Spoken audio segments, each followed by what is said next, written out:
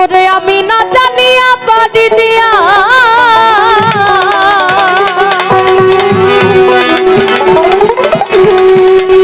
গুরু গো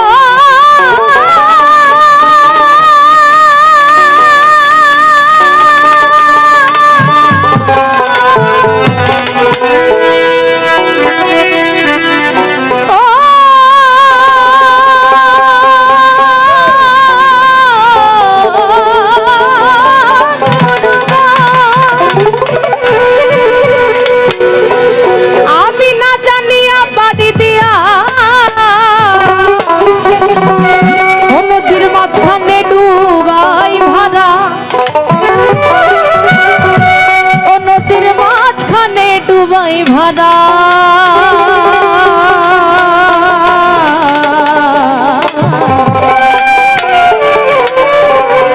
আমি না জানি ভাব নদী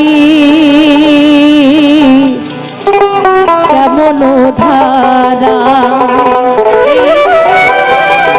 এই দুনিয়াকে এই ধরাধামকে যদি একটা নদীর সাথে তুলনা করা হয় আর নিজের এই দেহটাকে একটা তরি বা একটা নৌকার সাথে, তাহলে সেখান থেকে সাধক ভাবা পাগলা বলছে যে নদী ভরা ঢেউ বোঝো না তো কেউ, কেন নিজে তরি বাউ বাউ রে।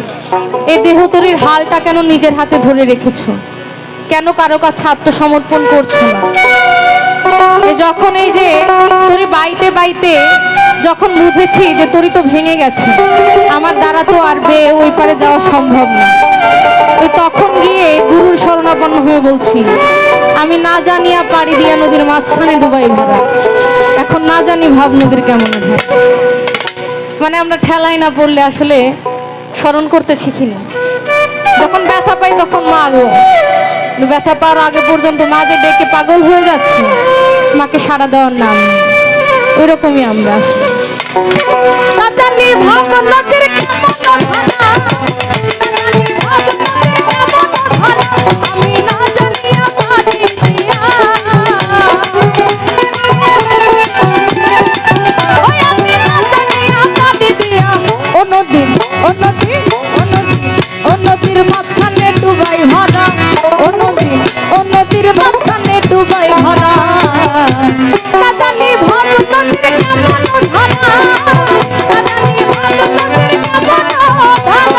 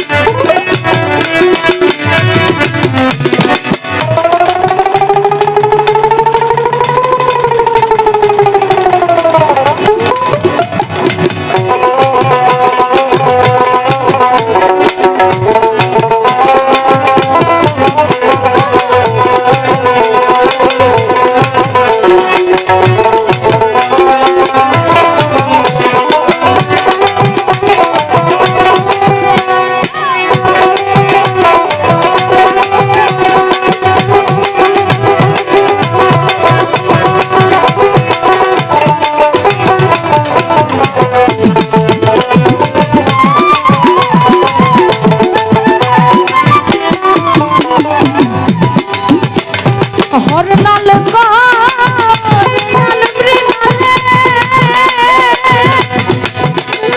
আমার সুখ নালা শোভানাই চলে